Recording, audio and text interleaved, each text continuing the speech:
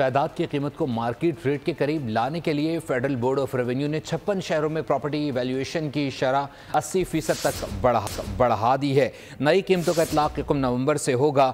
मकसद रेवेन्यू इकट्ठा करना और सरमायाकारी को मईशत के ज़्यादा पैदावारी शोबों की तरफ मुंतकिल करना है।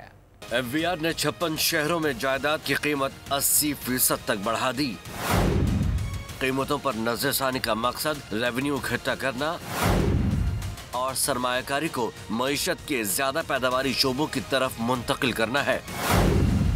नजरसानी शुदा कीमतों में 12 नए शहरों का अहाता किया गया है, जिनमें बन्नू, चनियोट, कोटली, सतिया और घोड़ा गली शामिल हैं। FVR गैर मनकुला जायदादों की वैल्यूएशन टेबल्स को मार्केट वैल्यूज के करीब लाकर अपनी पोजीशन बढ़ा रहा है।